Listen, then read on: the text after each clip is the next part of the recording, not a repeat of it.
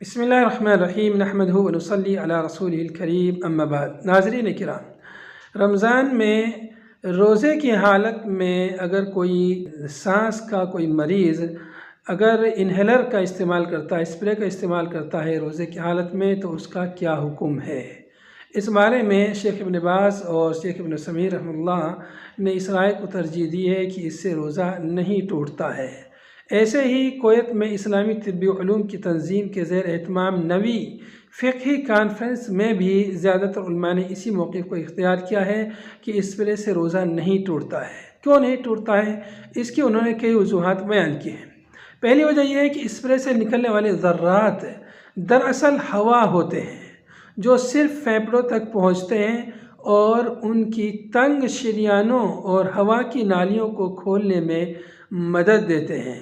یہ ذرات معدے تک نہیں پہنچتے اور نہ ہی مریض کے لیے غذا یا مشروب کی حیثیت رکھتے ہیں۔ یہ کھانے یا پینے کے زمرے میں نہیں آتے۔ دوسری وجہ انہوں نے یہ بیان کی ہے کہ یہ کھانے پینے کے زمرے میں نہیں آتے، اس لیے یہ خون کے ٹیسٹ کے لیے خون نکالنے یا غیر غذائی انجیکشن کے مشابہ ہیں۔ جس طرح سے غیر غذائی انجیکشن سے روزہ نہیں ٹوٹتا، ایسے ہی اسپرے سے بھی روزہ نہیں ٹوٹتا ہے۔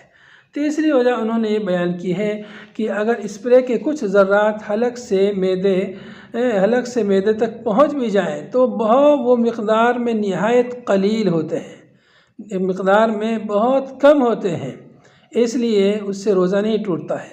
ایک چھوٹی اسپرے بوتل میں 10 ملی لیٹر دوا ہوتی ہے جو 200 بار اسپرے کے لیے کافی ہوتی ہے۔ اس کا مطلب ہے کہ ہر اسپرے میں صرف 0.05 ملی لیٹر دوا خارج ہوتی ہے، جو انتہائی معمولی مقدار ہے۔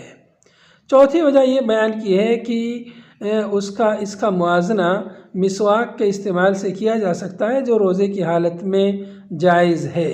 اس بنا پر اسپرے استعمال کرنے سے روزہ نہیں ٹوٹتا ہے۔ واللہ اعلم بالصواب۔ السلام علیکم ورحمۃ اللہ وبرکاتہ۔